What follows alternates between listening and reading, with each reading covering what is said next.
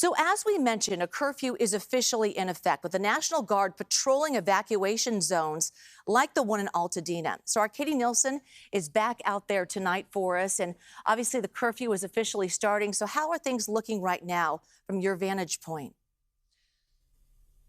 Julia, today has been very quiet, both in terms of the winds, but also the number of people that we have seen inside the evacuation zone. That curfew that you mentioned started at 6 p.m. this evening and doesn't end until 6 a.m. tomorrow. That means only emergency personnel and credentialed members of the media can be inside this evacuation zone. And that is because already they have had 20 people arrested for looting in the Palisades fire and also here in the Eaton Fire. Hi, good morning. I know you guys did party. Everybody's pulling together, and it's unfortunate that people like the looters just don't respect. I emptied that thing out.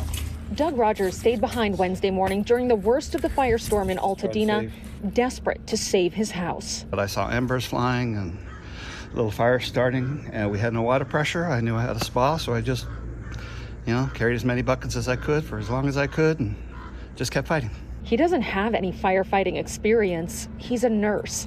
And now all the homes on his block and across the street are gone, except the 4 he protected with his Home Depot buckets. And there's no way to get any more water out of it. I took everything out I could. Now, mixed emotions as the reality of what happened sinks in. Thankfulness. I just can't express how much I feel for these other people. For homes like his and others that are still standing, he says it would be unimaginable to come back and find that while your house survived the fire, all your precious belongings had been stolen by looters in the aftermath.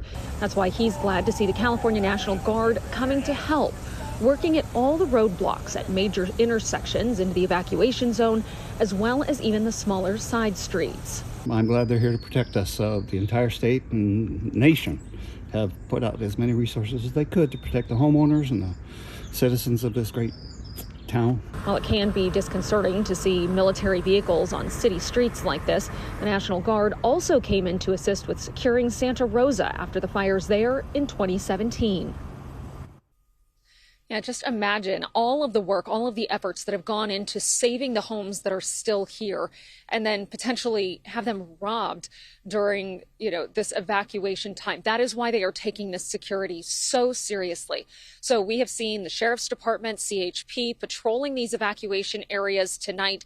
And the California National Guard is now stationed at basically every checkpoint going in and out of the evacuation areas, as well as some of those smaller side streets, which is not what we were seeing at the beginning of this fire. So definitely some changes here. And I know that a lot of folks who stayed behind are resting easier tonight, knowing that their neighborhoods are being protected. Absolutely. Katie, I can't help but look at what's behind you, someone's home, someone's car. It's eerily quiet because of the curfew, but it also seems very still, not a lot of wind. Is that correct? It is, Juliet. It's genuinely surreal to be here. I have covered so many major wildfires across California.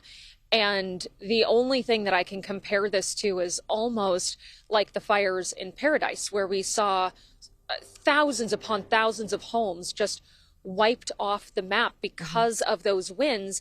And when we were talking with some of the crews from Santa Rosa who went through their own firestorm, they said the one thing that they noticed about this area is the amount of wind damage that's here, the number of downed trees, downed roof shingles, things like that. They said they can't even imagine what the winds must have been like during the overnight hours, Tuesday night into Wednesday morning when all of this happened.